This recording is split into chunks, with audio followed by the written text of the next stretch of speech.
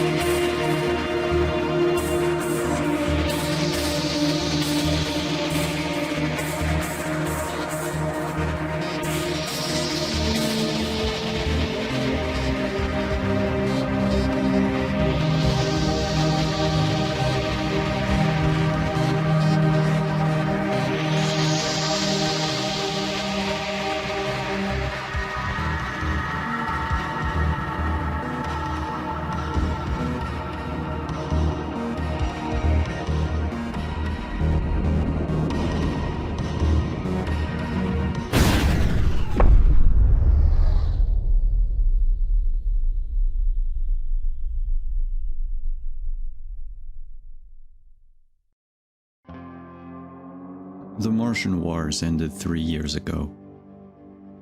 Most of the overlords are dead, the others retreated behind the walls of their cities.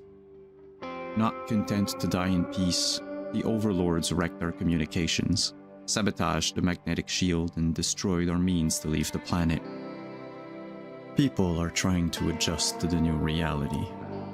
Earth has abandoned us. Mars is slowly decaying around us. We once again stand alone on a dying world. All we have is each other. Hey! Hello everyone! I hope you can hear me alright. I don't hear myself for some reason. Ooh, I haven't streamed by myself in a while. What if I do this? Oh yeah, oh god, no, I don't want to hear me.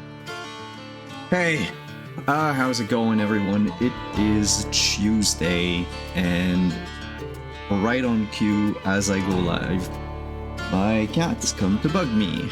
Because of course, because they have to. So give me just one quick minute. They like to watch out the window.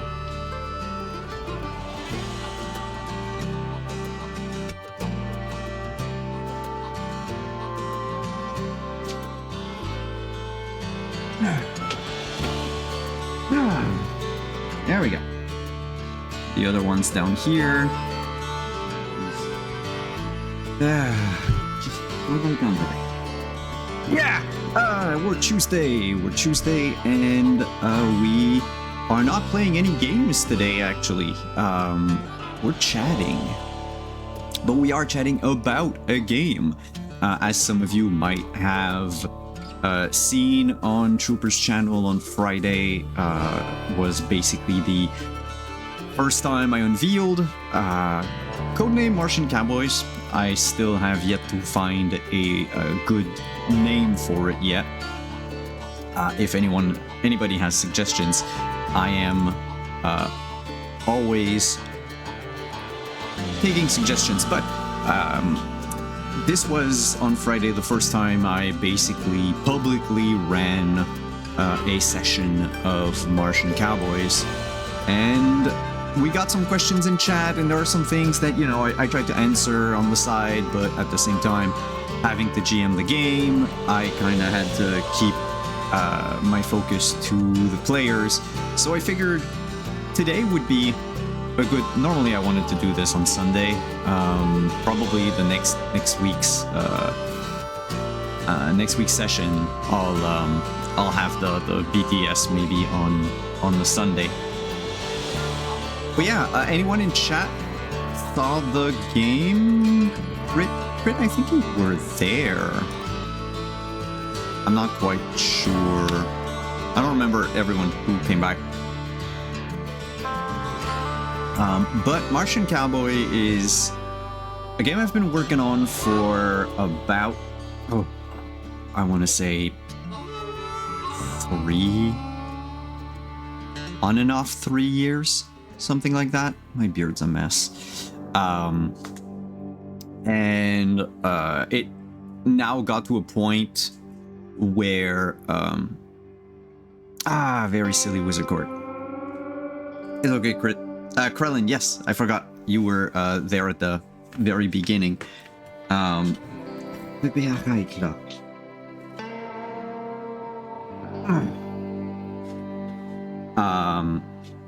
Where was I? I wanted to not be bothered. It looks like I'm gonna be bothered, whatever I do. Been working on it on and off for 3 years. It finally got to a point where, if you don't know how silly Wizard Court was, our lawyer was a dog, and the dog like, whoa, Ars Magica is weird. But yeah, working on it on and off, and I have enough material out at the moment that I can confidently run a game of Martian Cowboys. All of the basic systems are there for sure. Combat is basically all taken care of, which you will see this Friday. As well, unless the players manage to somehow save Mickey from 3 small dinosaurs without resorting to violence. That can always be a thing, but otherwise you would see combat this Friday. We can talk about combat tonight for sure. It is one of the pillars of the game. So I have like a bit of character art that I got, not for Martian Cowboy itself, I got it for me, but also as like a sort of inspiration, so getting an idea of what I want to go for, and I think I can put it up here real quick. Yeah. My camera might go wonky for half a second.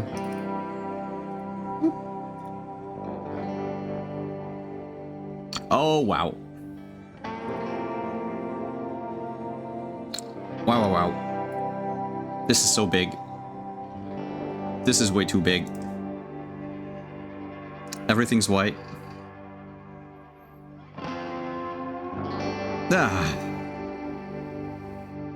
There we go. And I can probably still resize it. No, that's not what I'm looking for. There, stay in the corner. Stay there, cowboy. Yes. So this is a piece of art I had made by, much like the Overlords. Yes, we'll talk about those. But this is basically the art direction I'm going for this game. The art in the book, I want it to be rough and dirty, because that's sort of what life on Mars is. And I'm leaning more towards line art, 2 colors. Probably the cover will of course be full cover illustration when we get to that point. But Alzanda, put his name in chat. Alzandah is the artist. You can find them on Blue Sky. Great artist, does a lot of art in the style of Iwo something, the man who did the art for Metal Gear Solid.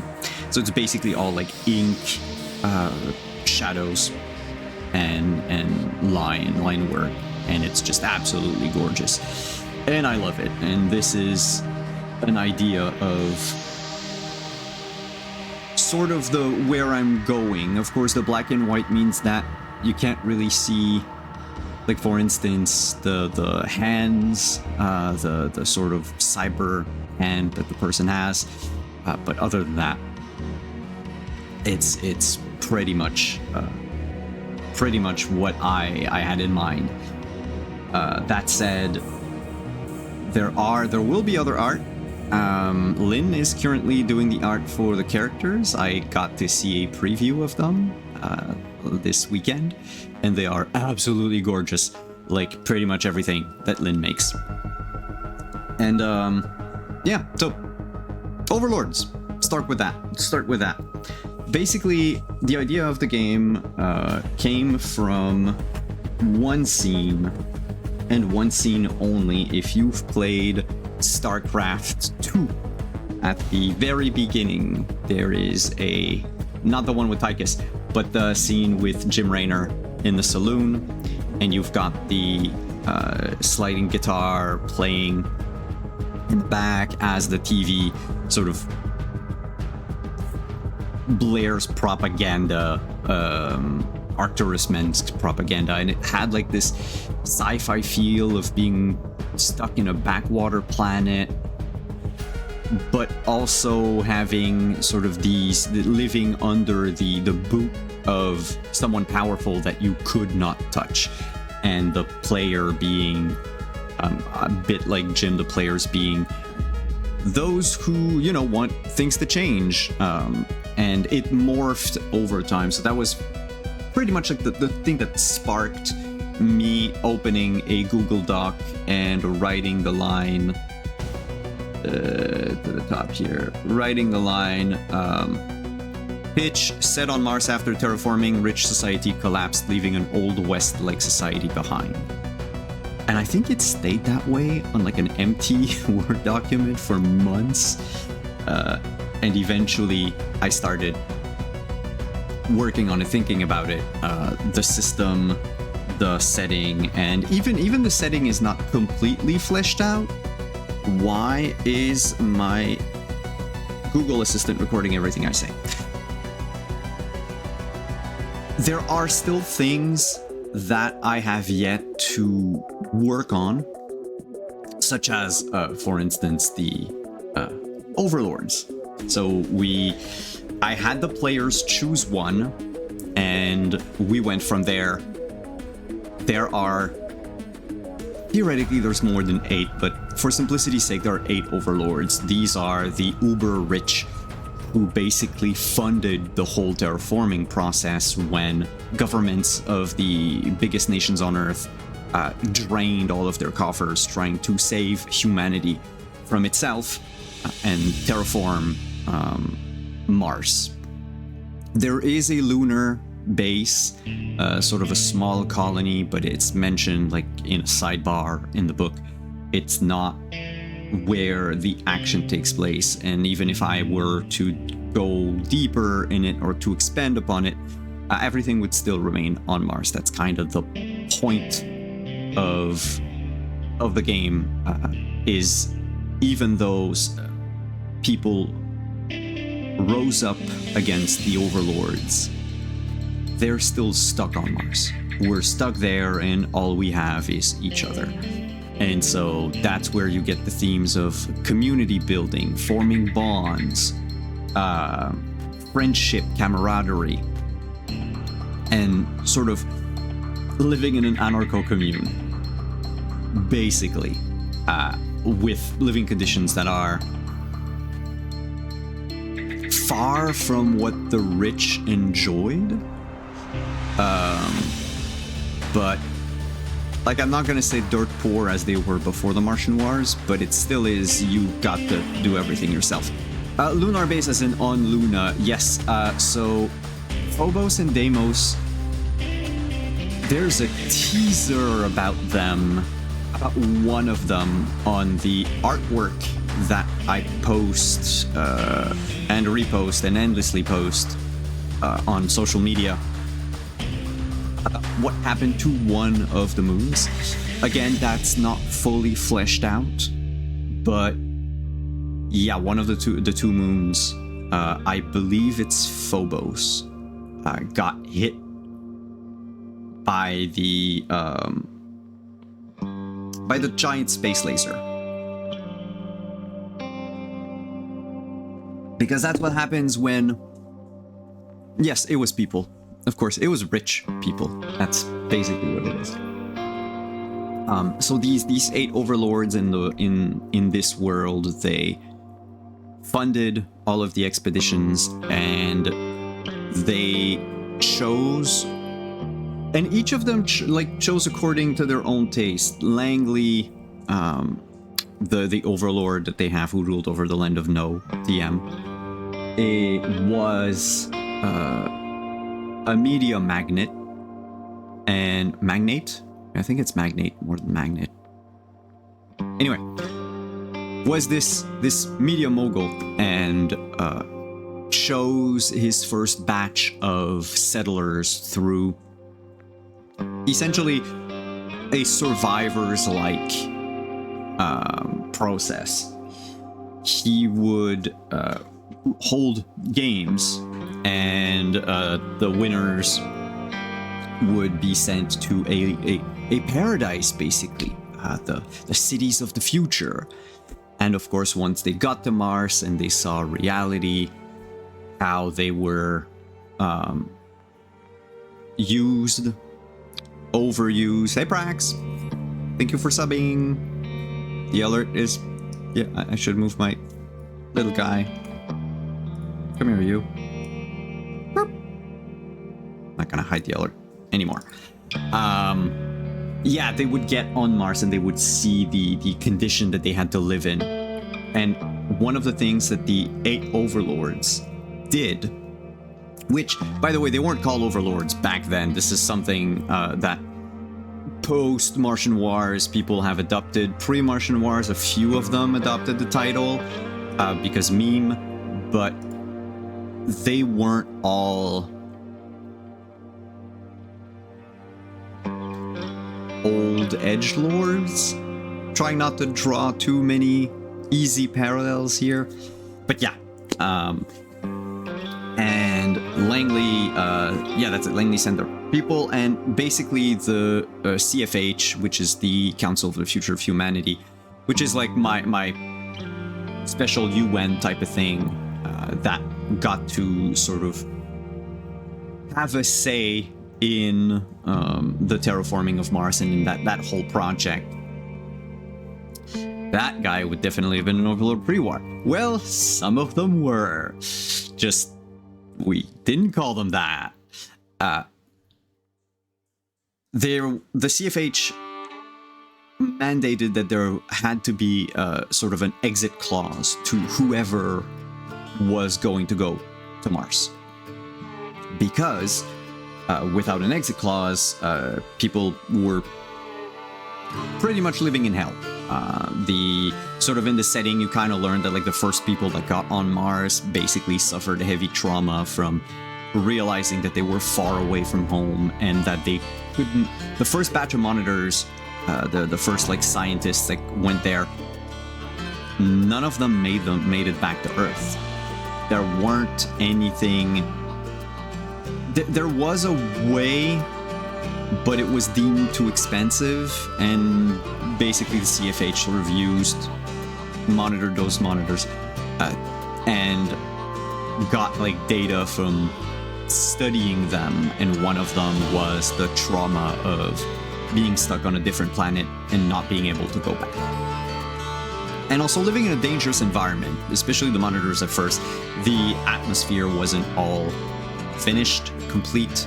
The magnetosphere was in process of being built, so it's like you still had to go out in a pressurized suit with, you know, the astronaut suit, basically. And the overlords never put any exit clause anywhere. In public, they would say so.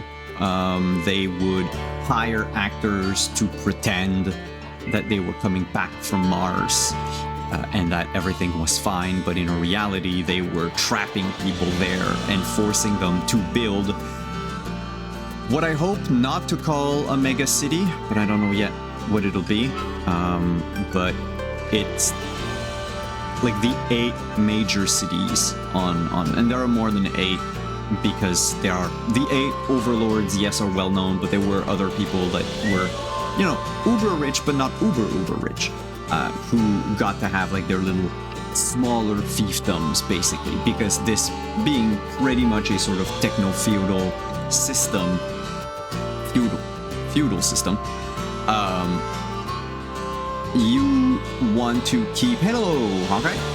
You want to sort of keep, I want to sort of keep the whole, like, you know, there are kings, yes, those are my overlords, but then there are like barons, there are counts, and then you go down, except it's not entirely based on land, it's based on forcing people to be unable to live without certain technology. So it's basically life as a service.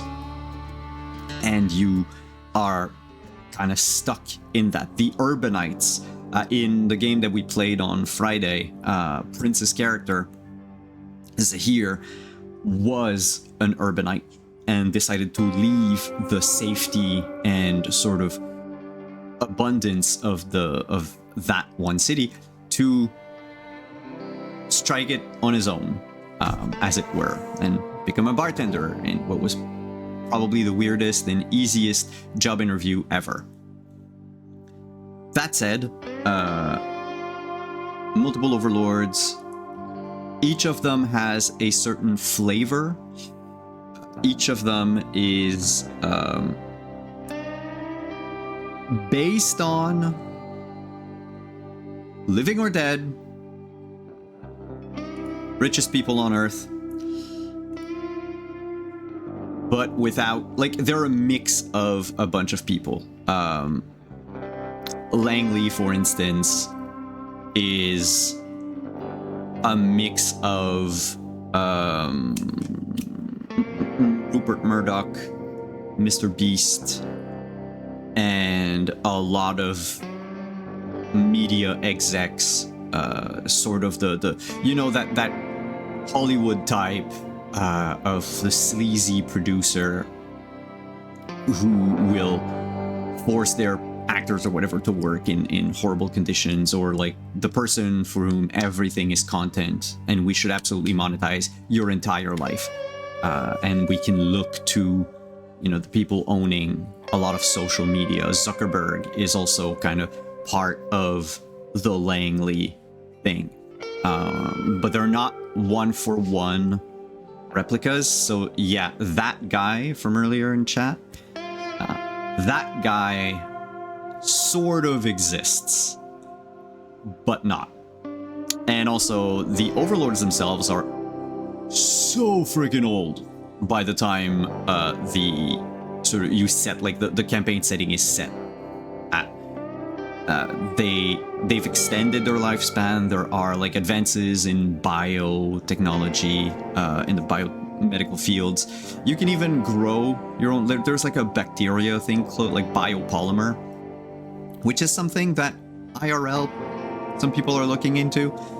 But you would have these clothes that you can store in a box, like a microwave, and have the bacteria that lives on it alter like the color or the hardness, if you wanted like a like a weak, subtle color like this, or like a almost like a starch shirt in a way.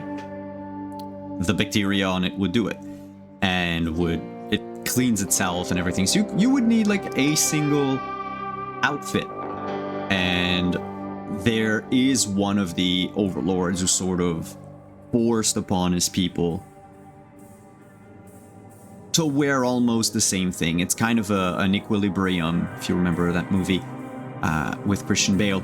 Kind of an equilibrium thing where everyone is sort of dressed the same. And they have enforcers that do gun fu, of course. Because you can do gun fu in the... Anyway, you can eventually get there. But it would require a lot of skill points placed in very specific skills and then getting the proper perks. Because that's how most of the game is played. Well, the characters are built is through these perks that you unlock as you level up. We'll get into that in a second. But yeah, so the 8 overlords, most of whom are dead by the time the game starts. The Martian Wars ended, and the Martian Wars ended the lives of a lot of the bad people. Some, I'm not going to name who, because I'm not going to the whole world tonight, but there are some that fled, that have disappeared during the war. Basically, people came to storm their palaces, and look at that, they're gone, and so is most of the furniture. One thing that is certain, because if GMs want to, run a game where the goal is to, you have a bunch of bounty hunters and the goal is to find that last living overlords and bring them to justice, none of the overlords left for Earth. Anyway, they can't, partly because they blew up the only spaceport, but also Earth doesn't want to have anything to do with Mars and Martians anymore.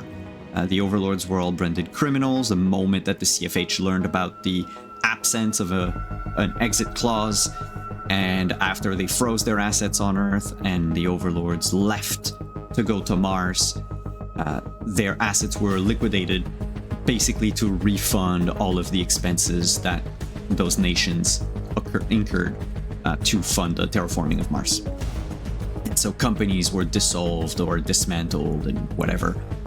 And when they got to Mars, and that's sort of why the overlords began fighting between themselves, because there's nothing left for them. They got there and they have to start they got there with anything they could carry with them. So of course, before their assets were frozen or something, some managed to smuggle money out or goods, as it were. Also, their palaces were already built by the people they had sent on Mars.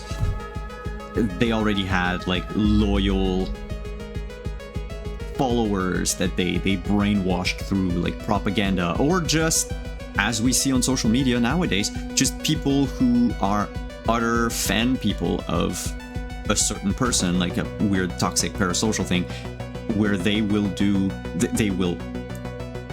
anything, including, signing their life away, because this person can do no wrong, right? And once you're on Mars and you realize that this person does wrong, well, you're kind of stuck there anyway. And when the war happened, because I remember someone in chat on Friday did mention, why is Earth not sending anything over? There's rumors in, I'll have adventure hooks, if you will, and one of them is that there is a ship from Earth that is hidden somewhere on Mars, because Earth is still keeping an eye on the Martians. But all of the communication satellites were destroyed, and Earth would need to send satellites to Mars. So basically the satellites go all the way up to a certain Lagrange point, I don't remember which one, around Earth, but you don't have any receivers or senders around Mars. And Earth just doesn't care. they won't send anything, which sort of fixes the whole I keep having to think about people going back on Earth. I don't want to have to design Earth. The point is to stay on a Mars that looks suspiciously like Arizona. And yeah, I mean, given the intro lore, assuming Earth is still... So, I'm not going to talk about it, but Earth still exists. I'm not going to spoil it. My players kind of know already because I talked about it during Session 0. There are still people on Earth. It's not like a Mad Max wasteland. But, like you said, Krillin, given the intro lore, the Earth of Martian Cowboys is definitely not the Earth as we, today, IRL, would see it. It's different. Some places just no longer exist because they're under the sea now. And some places exist because the polar ice caps melted, and all of a sudden you have places where you can send people. And even though these places are like Siberia, you can still live there. The conditions aren't fun, but there's way too many people on Earth anyway. But this is basically everything I have about Earth, because we don't care about it anymore. We care about our little ranchers and anarchists rebuilding the Red Planet, which is, as the video that I made talks about, which is dying. The overlords fucked it up in not even one generation. And this is, again, for GMs who might want to have this type of adventure, like, how do you repair it? There are ways. I have mine. Everybody else who would play the game would have their own. But if you want to, like, sort of save the world, it's a very... There's no, like, villain to kill. There's no dragon at the end. To save Mars, you actually have to use science and figure things out. A lot of science and a lot of getting people to work together. And those are the hurdles that will make a game possible. Just like we started with the Rad Storm on Friday. The whole thing is basically just telling people to stay home and boarding up places that could be damaged during the storm. And so they tried, and you saw what happens. Like, some people aren't aware of what's going on, some people have other priorities, and it makes it so that this sort of community, and they haven't met like everyone in Dead Valley anyway, but this is what can kill an entire community before it goes anywhere. That's a mechanic that I have in the game, all about what I call projects, which are things that they're unlocked by perks. There's like a few that everybody has access to without the perks because I still want people to be able to do stuff during long periods of downtime. That can vary from weeks, plural, to months, to years if you want to. And it serves as this sort of generator, like adventure generator. Because as you build your settlement or whatever it is that you want to do, some people might want to just go somewhere that already exists and establish like a pharmacy, like the apothecary. You can do that. You can just go in a town that doesn't have an apothecary and just go, hey, I'm going to build something here. But building it will require effort, materials, blah, blah, blah, blah, blah, blah, blah. Settlements themselves have stats, kind of like players. And so their stats also give an image in very few words of the state of the settlement. What do they need? What do they have plenty of? If they do have something plenty of, who are the kind of people that live there? Are they more insular? Are they more welcoming? And a few other tidbits that I haven't gotten into yet. It's part of the projects, but also part of the social aspect of the game. And so I've worked a lot on the, like, let's call it social combat. It's not combat, but it's basically like a time limit. We saw it quickly between Zahir and Peaches on Friday. The GM would set a limit of rounds, quote unquote, and this is because this is you interacting with someone and trying to convince them of something within a given amount of time.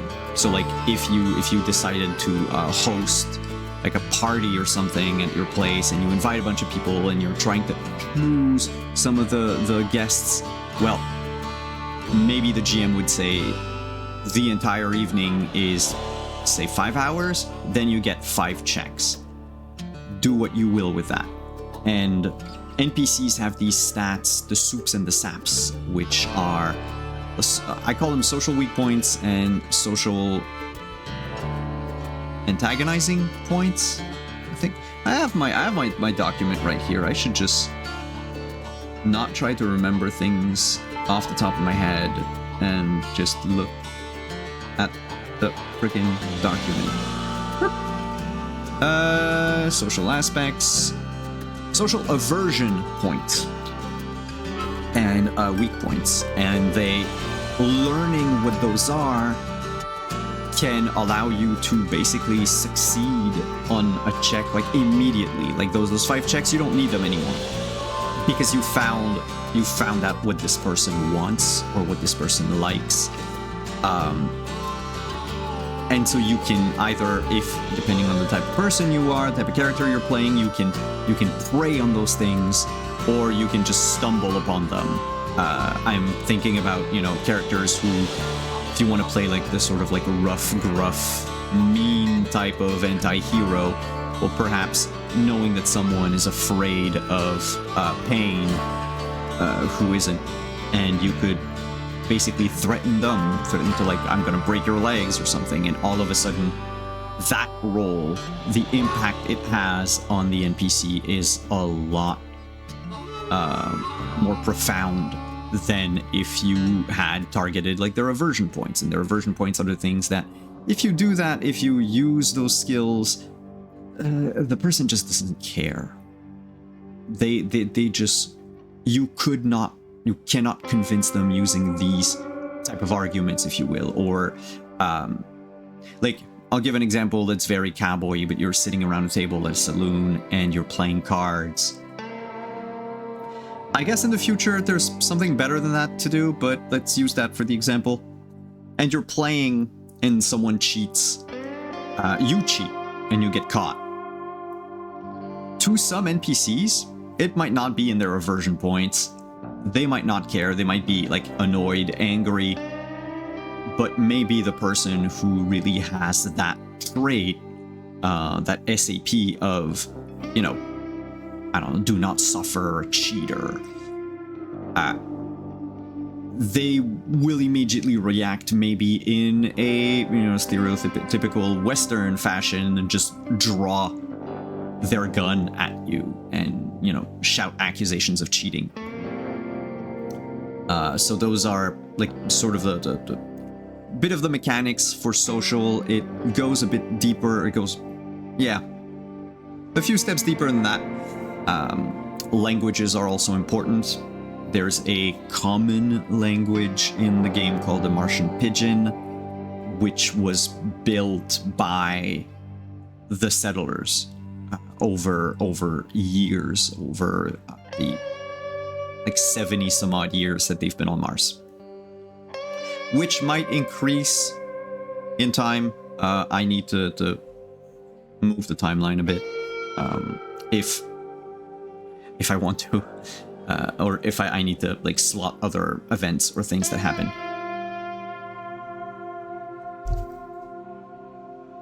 NPCs have that.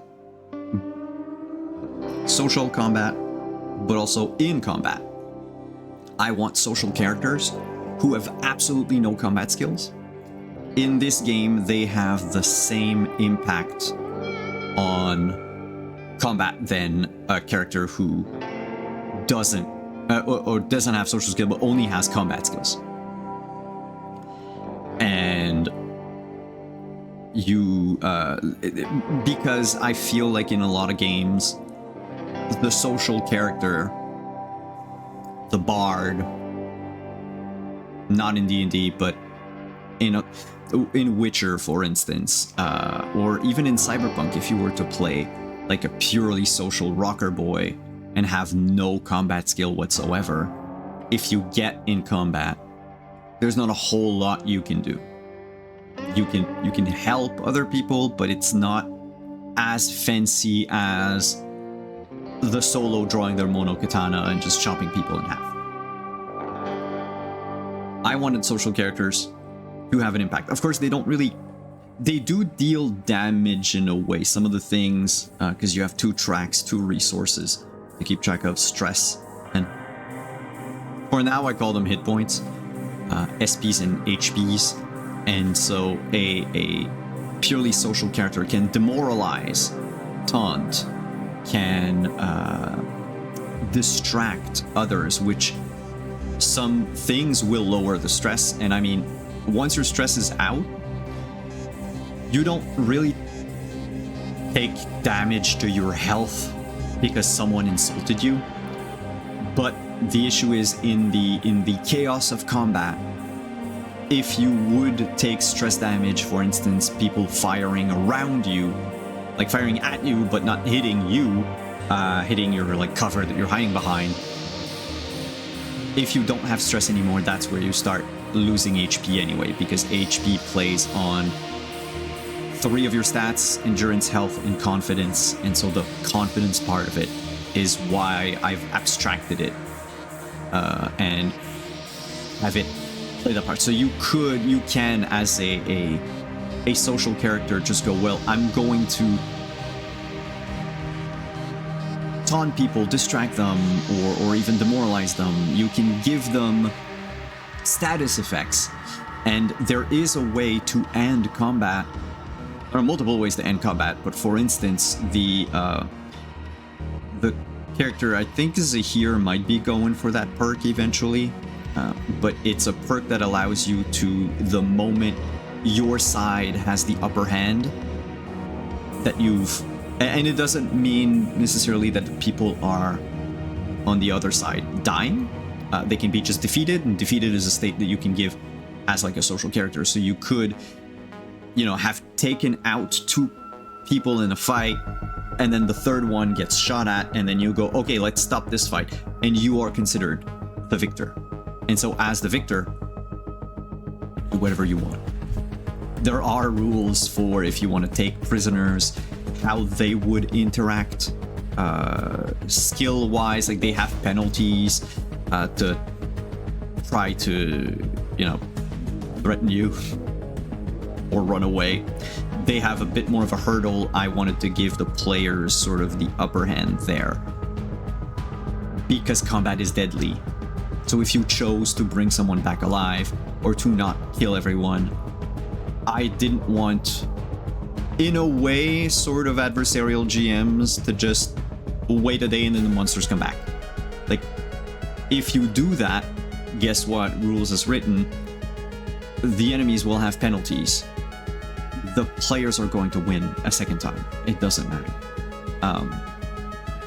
Because unless ordered to do so in war, regular folks, if you're, given a choice to go get mowed down by machine gun fire or just go back home, you're gonna go back home. And of course there are things that, like robots, for instance, they don't obey the same rules because they're programmed for something. So even if you manage to deactivate a robot the moment you turn it back on, if its programming forces it to attack everyone, it's going to attack everyone. It doesn't matter. It's a machine.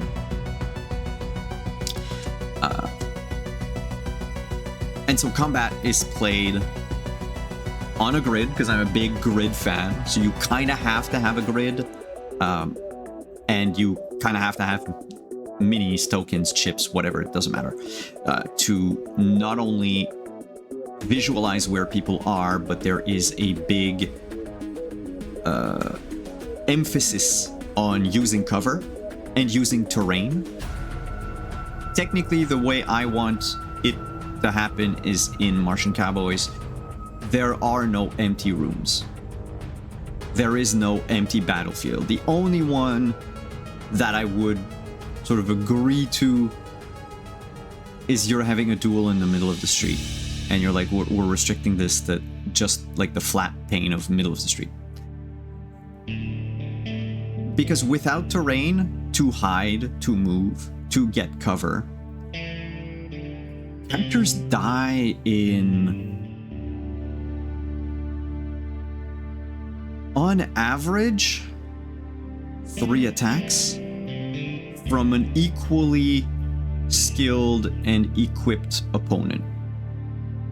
If you use, like, say, you're sort of a average character, so you've got like D6s pretty much everywhere, you would use 3d6 to fire a light pistol. If your opponent also has 3d6 like you, bell curves dictate that pretty much on the 3rd round, either one of you is down. If someone got lucky, perhaps the duel didn't last very long and someone went down like that on like round 1. So you need cover. You need to sort of play it. I want combat, and I was talking to Trooper about that the other day, that combat is in this game seen more as a puzzle than a drain on resources. In D&D, for instance, you're gonna have a lot of like smaller encounters that are easily winnable, but you want your characters to be drained of some of their spells, some of their potions maybe, so that progressively everything becomes harder and harder.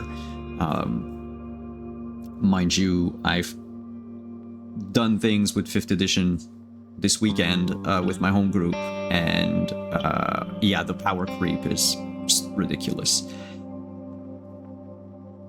That said, this is sort of the design. I don't remember which designer mentioned it before, but like the intent behind the short rest and the long rest and the 6 encounters a day was that, I think it might have been Chris Perkins, was that you should like drain your players' resources until at some point, if they keep going, everything becomes deadly. Those easy encounters become medium, the medium become hard, the hard becomes deadly, and the characters should try to rest. They can't clear a dungeon in one go, for instance.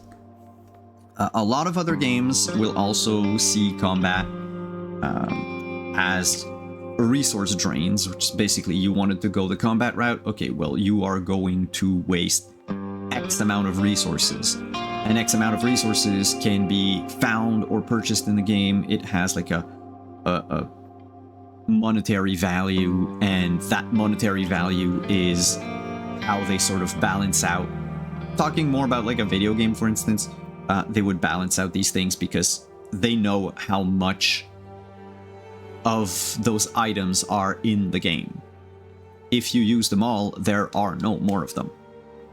That is not to say you should stack up 99 potions, but you don't have to hoard them. You can use them. They're there for that. But if you abuse of them, then that's where you're going to start having trouble, maybe like late game or in some encounters. A lot of more modern games are more permissive at that point, where you can abuse something and it doesn't really matter.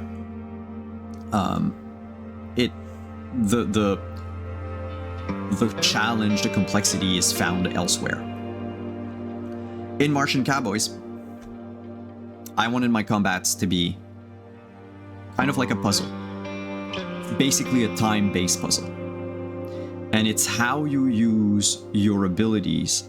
A judicious use of your abilities, your skills, will solve that puzzle. So like, okay, well, the enemies are there, and there. Okay, so I would have to move here, and then moving here basically means that instead of dying in like 3 turns, I have like some reprieve. So once I'm there, if I force the enemy outside of their like cover, for instance, then I can shoot them, can kill them, or I can have like other characters come in and do the job. It's like each combat skill has a very specific flavor, combat style. So if you want to use shotguns and you level your shotgun skill and you get perks that go with shotgun, well, the shotgun, even though it does a lot of damage anyway to people, like it still kills people, but it's a weapon that is very good against like weaker cover. So you might want to have like a shotgun to blast through doors or tables or saloon counters. Whereas like for instance, the melee weapons in the game, bladed weapons will they revolve around trying to give your opponent the bleed condition, which then is like a damage over time. So fighting with a machete or a knife or whatever, you're more of a damage over time person. So in a combat, maybe your thing would be, well, I'm going to get behind like an enemy, stab them. Okay, now they're bleeding. My shotgun ally destroys the cover, forces the NPC to move elsewhere, and well, because they're moving, they're ticking like the bleed, and then they die. And so your entire strategy now becomes, well, shotgun person, get rid of cover. Bleed person maybe sneaks and just pokes people as they go. And then the GM could create encounters where that thing becomes more difficult. Maybe the cover is stronger. Hello, Max. We're talking about the game that I've unveiled on last Friday. Oh, the music is loud. There we go. That might be a bit better. Let me know if that's the case. I'm just gonna wait. Okay. Sorry about that. I'm monitoring it, but my headset is... Yeah, I have like low volume on my headset. And I was like, it's not peaking in the red. But, yeah, no, the point is to hear me talk about Martian Cowboys, which is, yeah, game I've been working on for a couple of years now, and I'm just talking to people in chat, answering questions, and sort of going through my vision for the game, and what... without going into like the nitty-gritty details, but like sort of how it plays, how it feels. And I was at the combat chapter essentially, where combat is I see it as a puzzle, because the other point that links to that is horizontal progression. The game, as a player and as a designer, I really enjoy horizontal progression. I don't care about bigger numbers. Like, yes, there are bigger numbers, like in Martian Cowboys, your HP goes up every level, right? But it goes up by 1. So the difference between a level 1 character and a level 30 character is 30 HP, which might seem like a lot. It kind of is. But if you follow the progression, right? Your level 1 cowpoke with a gun that does 3d6 versus 3d6. Yeah, but at the end of the game, you're going to have also perks that might change that. Maybe you'll be able to fire more than once, and then all of a sudden, well, you roll 6d6, 3 of which the other person can't defend against. Well, all of a sudden, that plus 30 HP, you can get rid of it in 2 turns. Level 1 versus level 30. Level 1 could still win. But then again, that puzzle becomes a little more complicated. Because in order to get your shots, you're going to have to counter whatever this other NPC has as perks. Kind of like 3rd edition D&D and a lot of other games, the enemies are built using the same rules, the same rule set as the players, although a few things are changed. First, to make it easier for the GM to run encounters, players only have to think about 1 character, so having a bunch of options is cool. But imagine if the GM has to refer to the book every time because they're like, okay, well, I have 6 action points, what can I do on that turn?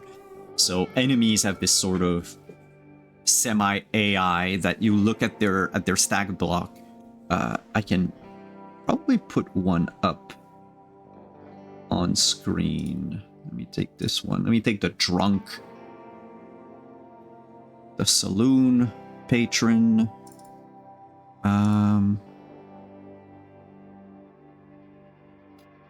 Would be here. Yay. Okay, picture, you're gonna go away for a second. So this should be over here, and this should be over here, and this should be like this. And I should zoom in a bit more. There we go. So for instance, this is the character sheet that, or the stat block, I should say, that this enemy has. So you've got their stats, their skill. They don't have access to all of the skills. I've put the ones that are probably going to come up the most often.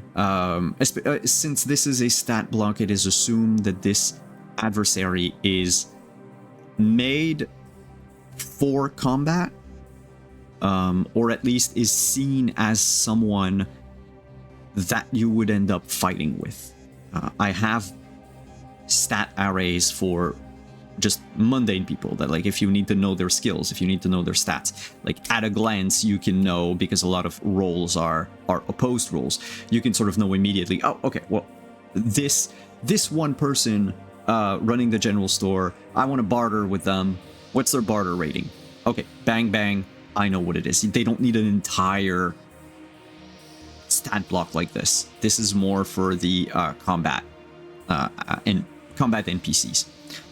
And so we've got here common actions, which are essentially what I, as a designer, am trying to tell GMs is, look, they have access to all the actions in the game, right? They can move. Of course they can move. Everyone can move, crouch, jump, open doors, grab stuff. But this NPC should use these 4 actions more often than not. And sometimes there's gonna be a sort of a trigger, like in this case, surrender. Surrender is a end of turn action because it ends your turn and also ends combat. The NPC gives itself the defeated state, and will use it when alone or when their opponents outnumber the number of allied drunkards. They don't have to use it, but by seeing it here, as the GM, I can say, oh, okay, I get it. They will surrender more often than not when this happens. They don't have to, but okay. What do they also do? Clinch. Okay, so they tend to want to grab people, and they tend to throw people around, like on a table, for instance, or on the ground. And they also insult enemies, which is weird because it gives them a bonus against you. It also gives you a bonus to all of your attack actions, of which clinch and throw are. So the drunkards are basically going to put themselves in positions of danger, in order to perhaps be able to grab a character and then throw them around. And that's it. Other NPCs, for instance, the Desperado. Those are the ones that I use like in the closed playtest, so they're not the exact like stats might change, names will probably definitely change, but common actions here, we see snap out of it, hip shot, ambush, and aim. Ambush is sort of your ready action that the this enemy would take, and I in italics because it's an end of turn action, but the point is they only have 6 action points, so using 4 action point to ambush plus 2 to aim, because I see them as their as this NPCs like commonly used actions. If all targets are behind cover, the Desperado will wait until one moves out of cover to attack. Cool. So maybe the Desperado will move 2 squares, cost 1 action point per square, and then maybe set themselves up like in a doorway and then use ambush, right? And then the moment someone jumps out from behind cover to do something, the Desperado attacks. And then perhaps their second turn after that, well, instead they'll use aim and hip shot, or something else. Aim in a regular attack, because why not? All of their attacks are like 3 AP. The thing that is important though is you cannot repeat the same attack action twice on a turn. So there are different types of attacks. We'll see them during the maybe we won't. I'm not sure. I think the Doctor might have. The Doctor or Pippi Popular Pippi. So there's like single attacks, but there's like a blitz, and then there's hip shots, for instance, and there's like other stuff. So you can combine them, but each one of them has a sort of different feature, different flavor. Hip shot is like a wild shot that you're going to take at someone. It doesn't cost a whole lot of action points. It's kind of easy to shove into your turn on top of your single attack when you're like a low level character. However,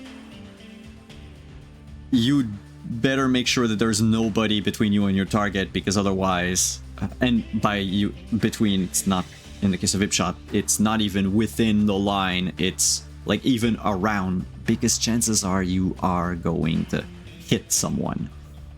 But other than that, it's like this sort of, well, I have points to spare, might as well like fire a shot, because why not? You have a bunch of actions, and your perks give you access to a bunch of other actions.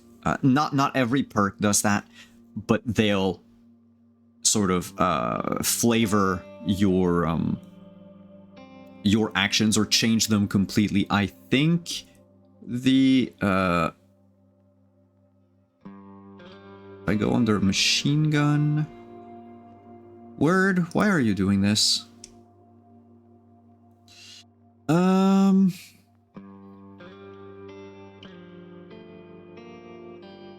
No, it's not that one. The machine gun is all about area denial.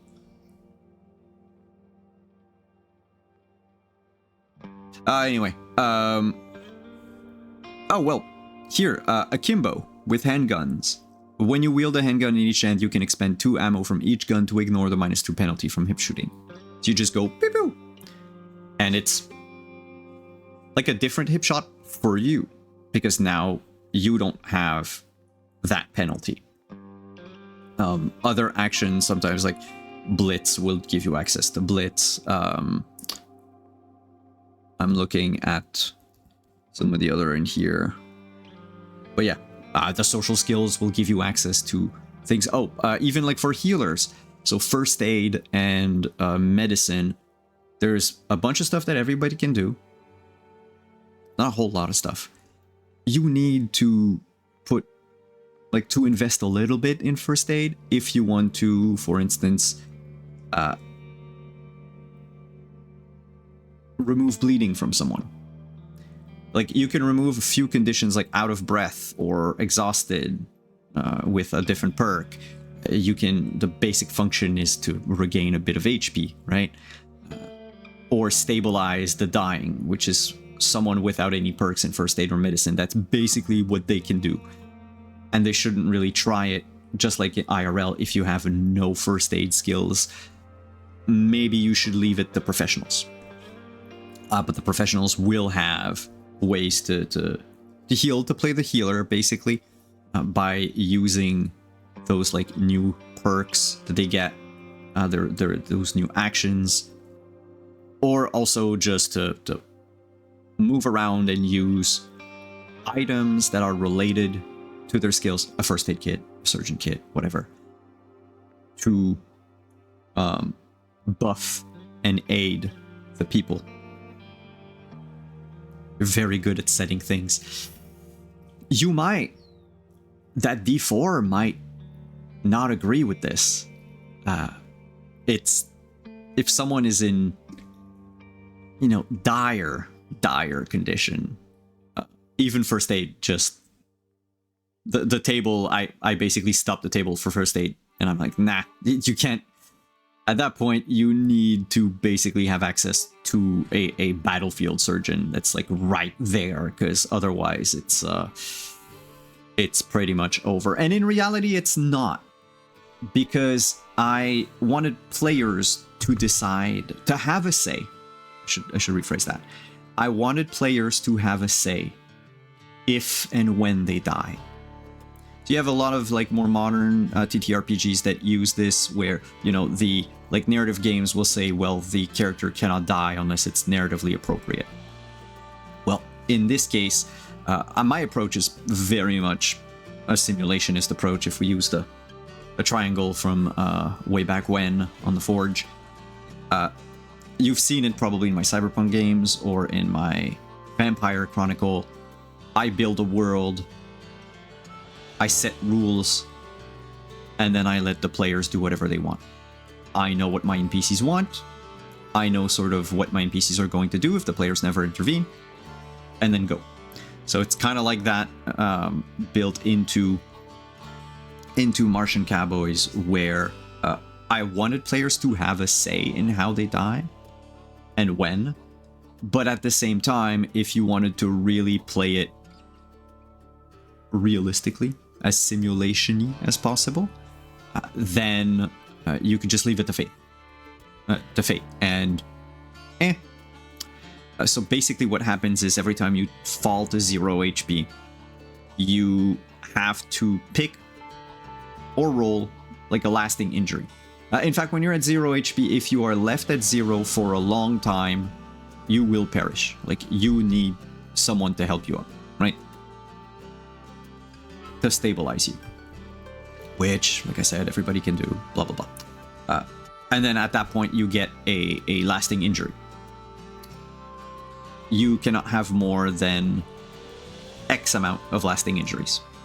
Eventually, if you somehow tick all of the 14 boxes of lasting injuries, the last one left is death. So a player could choose death as the lasting injury. I mean, it's pretty lasting, but they could choose that immediately when they get to 0 HP and be like, no, I want to go out in a blaze of glory. This is where my character die. Okay, you choose. But maybe you didn't want that. Maybe you bad luck one night and the dice were against you, and you don't want to retire that character. Well, all right, maybe my character, like Rachel Koenigsmann in the NPC in the game on the trooper option.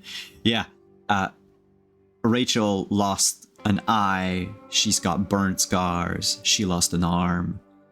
Those are all injuries that I picked in the table. Basically, I chose the art first for her, and then it just happened that it matched. Yay. But I wanted someone who would sort of represent what a character that went through a lot could look like in the game. All of the people, all of the NPCs that you've met on last Friday in Dead Valley, those NPCs are maybe a bit stereotypical, but I wanted to get give an idea of the breadth of characters that you might encounter. So of course, you have the scavenging junkyard, lives with a dog, whatever, the electronics wizard, who's technically a hacker. There's the retired combat veteran who now just does his thing. There's people with a lot of trauma in their past, sometimes trauma that doesn't have anything to do with combat or war. It's just reality on the Red Planet is harsh. Then again, they chose Langley as their overlord, so they play in the Land of No, TM. By the way, the TM is because he trademarked it's ridiculous. People know it under a different name, but I haven't really decided on that name yet, so I'm leaving it at the Land of No.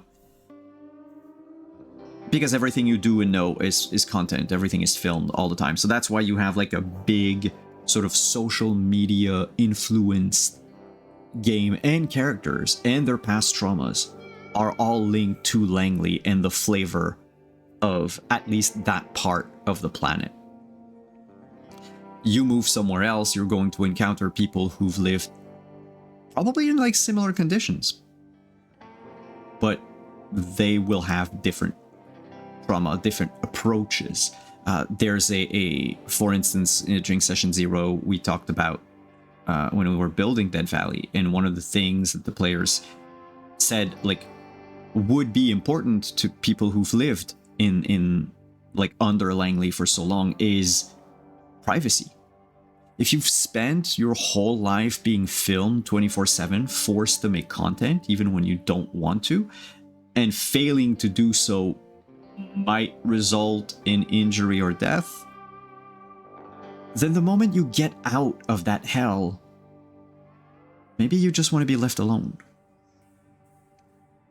People don't ask questions. You're in town? Cool. Are you willing to help your fellow neighbor? Yes. Go right ahead. Whatever you did, whatever happened to you in the past, it's in the past. Some of the characters, their past might come back to haunt them or bite them in the ass, but that's different. They chose that. And some others, you'll see with Zahir comes from a completely different place. He comes from Elysium, and Elysium has this immense wealth inequality in there. There's a huge wealth gap in the population, and you're either a pampered urbanite or you work in the mines, basically. But that life that he led was more or less conflict-free. He's not... I don't think he ever...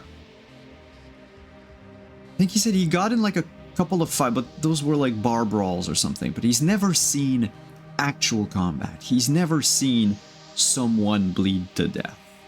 He's cuddled in a way compared to a lot of other people. I mean, he never saw the Zubron before. Maybe he saw images of them. Never smelt them. Sure. And so him coming here, there will be sort of drawing parallels with what his life was like in Elysium. Under the guy with the suffering index, which I believe that was a question on Friday that I didn't get to answer. The suffering index in Elysium is, so basically Elysium is you do not leave the walls of the city. You leave, you're on your own. That's essentially what it is. Also, Elysium is on an island, so if you leave, you have to swim, or you get yourself a boat, or get yourself a flying ride. But the Suffering Index was it's a sort of a billboard, a giant billboard on which is displayed a number. And it's a very arbitrary number, because fuck that thing. And the number was, the propaganda was that this is how, like, an indication of how good you have it, how good life is in Elysium compared to everywhere else on Mars. So if you leave Elysium, if you leave the walls of the city, you're fucked. You can never come back in. If you leave the walls of the city, you'll realize that the Suffering Index is bullshit. But also, life, if you were an urbanite, life was easier in Elysium. Like, not gonna lie, that they lived in comfort. So the Suffering Index, in a way, is kind of right. But the numbers don't mean anything. Like, the Suffering Index might be at 392 one day, and it's like, what does that mean?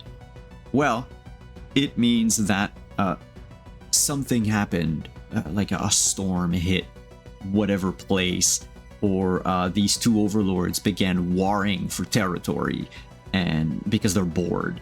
And war means that everybody suffers more, so we upped the Suffering Index. You can draw a parallel between the Suffering Index and the Bush era alert level that was perpetually like orange. And it's like, what does that mean? It's so broad, it's so vague that you can move the needle however you want. It doesn't change anything, and it doesn't change anything in the way that people live. The Suffering Index was never low in Elysium because you don't want people to leave. You need them there, because even the urbanites that lived in comfort, they were still like wage slaves. They were still used by their overlord, worked to the bone. It's just, it was different. Not the same type of bullshit. You didn't work in the mines, but perhaps you worked a 9 to 9, 6 days a week, doing, I don't know, data entry for something that is incredibly boring and redundant, that basically it kills your soul. But at least if your soul's dead, you're easier to manipulate. If you don't have any energy, you're always exhausted, but you won't leave town. It's not easy to leave Elysium. Past the propaganda and everything, there's also walls and gates, and they are going to force you in. To force you to stay inside and force everybody else to stay outside. And so if you were one of the lucky few that got into Elysium, well, congratulations. The entire city is supposed to be automated, run by robots and AI, and it doesn't really work. In reality, it's all of the people, the urbanites living there, that make it work, because they are constantly repairing the robots or tweaking code or starting from scratch because things don't work out, or rebuilding robots that went haywire. They don't live in wealth and abundance. They don't. And but they have it a teensy bit easier than the rest of the people on Mars. And that's basically what the suffering index is. That also covers a whole lot of the game. I've been, streams been going for an hour and a half. I will call it for tonight because I need to keep working on that. And I need to prep for this Friday because it's the player's first combat. So we're going to go through a lot of explaining the rules, sort of what I did tonight there with all of you, except it's going to be a little more granular for my players, and they'll discover the joy of quote-unquote puzzle-based combat. So on that, thank you everyone for everyone who stopped by, people in chat, thank you very much, people watching on YouTube, thank you as well. And I'll host more of these like behind the scenes as time goes on, because well, I need to announce the game, and I need to find a title for that. So I need to work on a title first, and then I need to announce it. I want to get like an Ashcan version out by the end of the year. I say Ashcan because I don't have the money to get all the art, the wonderful art that I would like to have. So of course that's going to be crowdsourced, but there's a lot of like stock art that can be used. Just trying to get non-AI made stock art. I'll definitely commission the people I know for like a couple images, even in the Ashcan version. Untitled Mars game. I looked over the blue sky and there was some fun stuff. What? You looked over that blue sky. There was some fun stuff.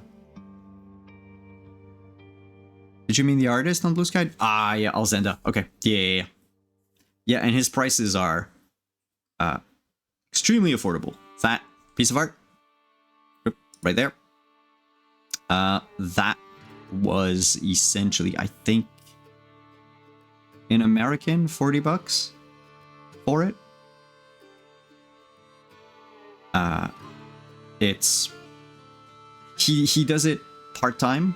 He does art part-time, so delays, like, don't expect it within a week. Maybe you will, maybe not. In my case, it was, I wanted a half body instead of just a bust, but the busts are like $20-25, something like that.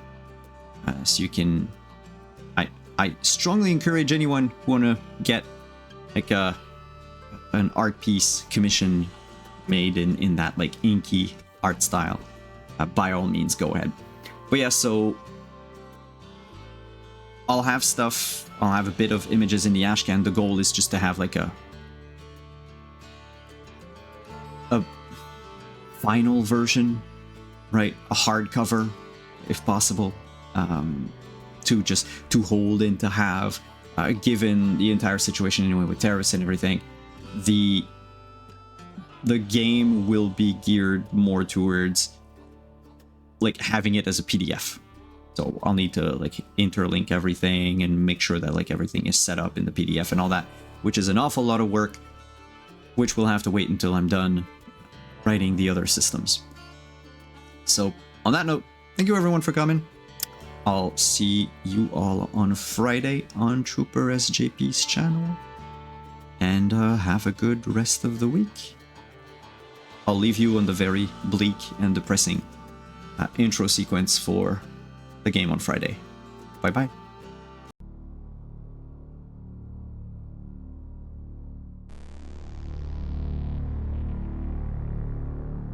Advances in technology have made possible things that we long thought impossible. But it also turned our home into a polluted wasteland. Every inch of our planet has been turned into a machine to profit the wealthy. Our seas are choked with poison. The ground covered in toxic waste. Earth is doomed. And so the rich of the world seek to escape. They set their sights on the Red Planet.